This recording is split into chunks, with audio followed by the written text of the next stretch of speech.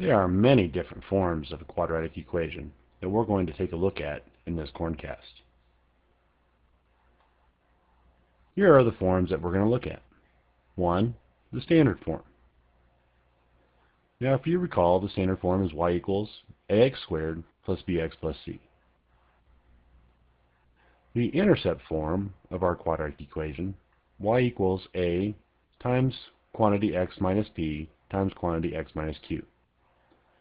Now we studied this form briefly in our zero product property KORNCAST, where we were given an x-intercept and another x-intercept of the quadratic graph, and by changing the sign of our x-intercept we were able to get the factors for our quadratic equation.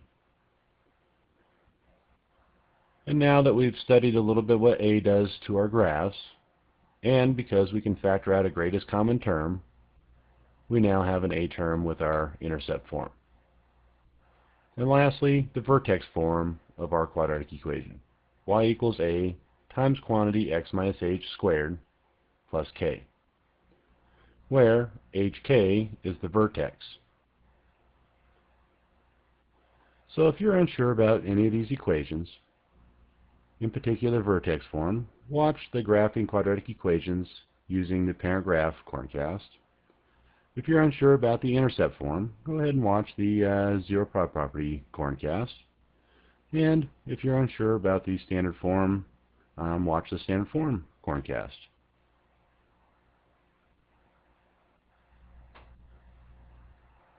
Now in the following examples, we're going to be given some special information where we're going to find the equation. Well, example 1, we're going to be given this graph with this information. Now the first thing to note is, what kind of graph do we have here? Well, by appearances, we have what appears to be a quadratic equation.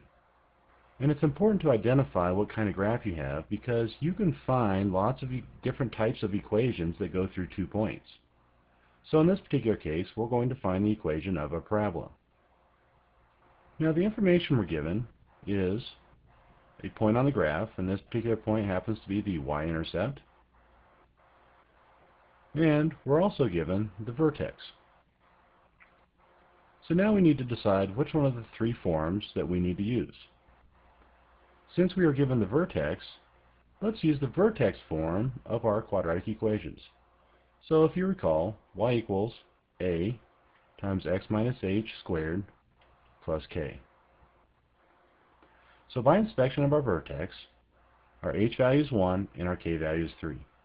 So substituting those values into our equation gives us y equals a times x minus 1 squared plus 3. Now our goal is to find what this a value is right here.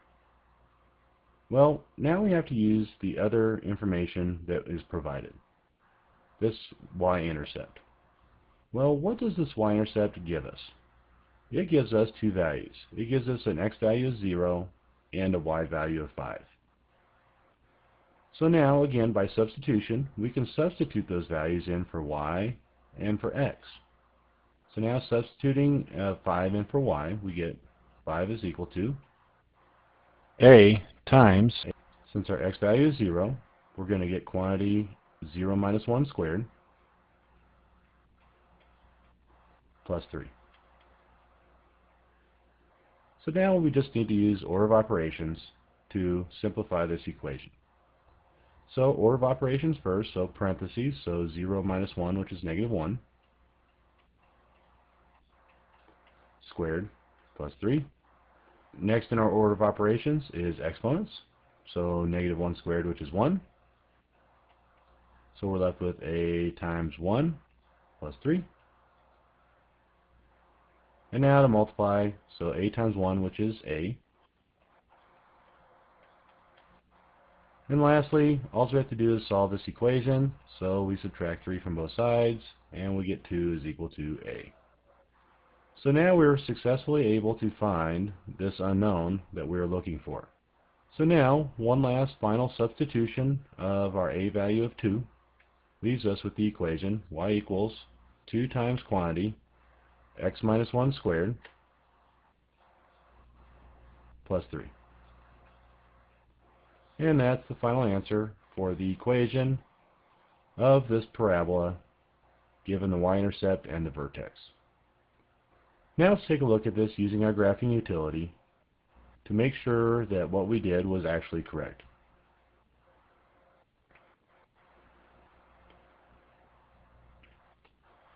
So now by typing our equation into our graphing utility and tracing along that graph, I notice that 0, 5 is one of the points on my graph, and 1, 3 is also a point on my graph.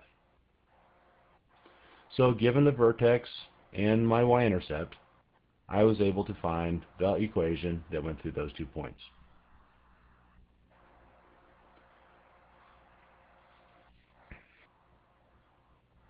In example 2, we're going to be given the vertex of a parabola, which is 3, 8, and another point on the graph, which is 5, 6.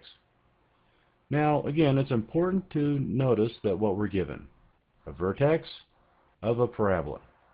Again, there's lots of equations that we can find that go through 2 points, but we need to be finding an equation of our parabola. And also notice that this point is nothing special. It's not an x or y intercept, it's just some point on the graph. So since I'm given the vertex of a parabola, I'm going to use the vertex form of my parabola. So y equals a x minus h quantity squared plus k. And now to substitute my vertex into my equation. My h value is 3 and my k value is 8.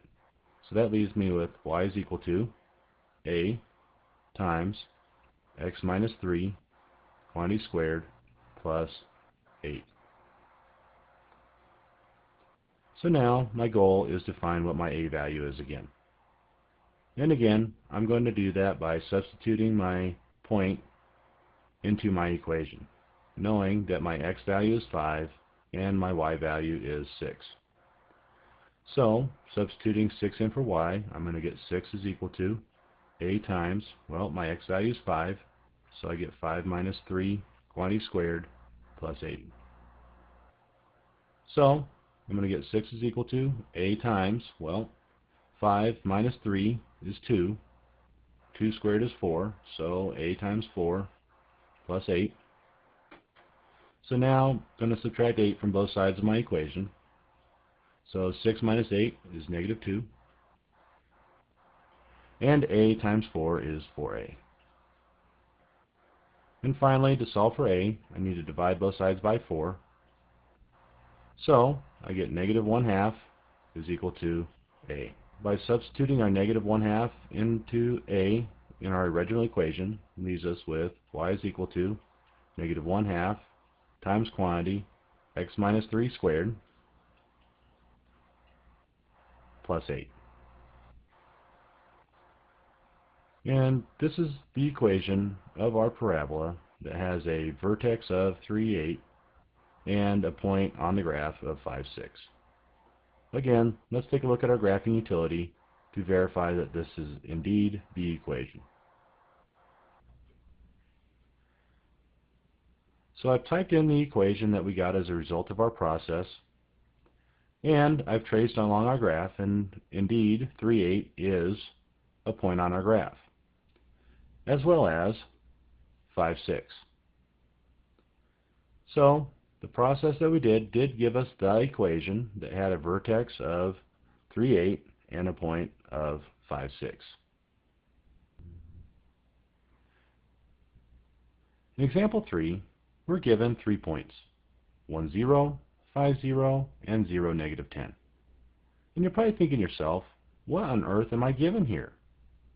What form do I need to use in order to find the equation? So one of the things I like to do is graph the points and to see what the points give me. Well, plotting 1, 0,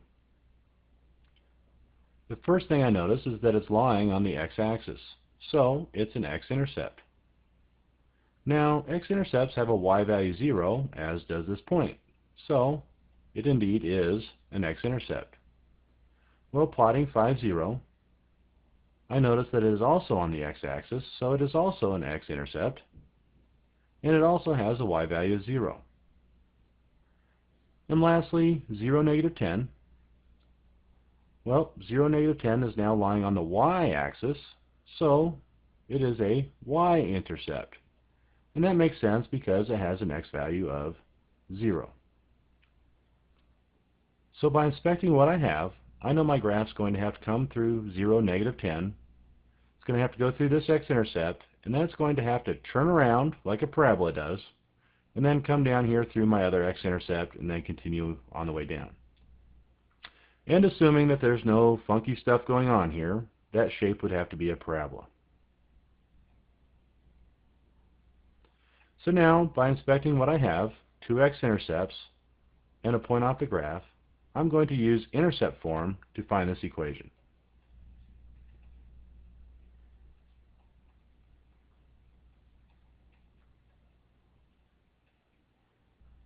So now to find P and Q, well, P and Q are the x-intercepts in my graph.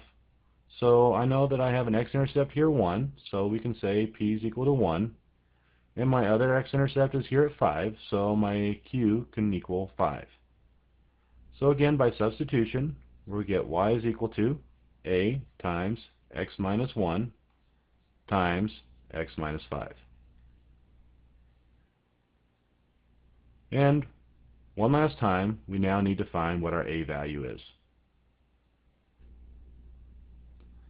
Well, to find a, we need to use our other point. Well, we're going to substitute the x value of 0 and the y value of negative 10 into this equation. So y is equal to negative 10, so negative 10 is equal to a times, well, x is 0, so 0 minus 1 times, well, x is still 0, so 0 minus 5. And now to use our order of operations to simplify this equation, leaving us with negative 10 is equal to a times, well, 0 minus 1 is negative 1, times 0 minus 5, which is negative 5. And now to multiply the right-hand side of this equation out, leaving us with negative 10 is equal to, well, a times negative 1, which is negative a, times negative 5, which is 5a. And lastly, to divide both sides by 5, negative 10 divided by 5 is negative 2, so our a value is negative 2. And finally, substituting our negative 2 in for a in our original equation, leaving us with y is equal to negative 2 times quantity x minus 1 times quantity x minus 5. And that's our final answer for the equation of our parabola that goes through those 3 points. And again, let's take a look at a graphing utility to demonstrate this. Again, by typing our equation into our graphing utility and tracing to 0, negative 10, verifying that that point is indeed on our graph, as well as 1, 0, and 5, 0. So this equation of our parabola does indeed go through those 3 points.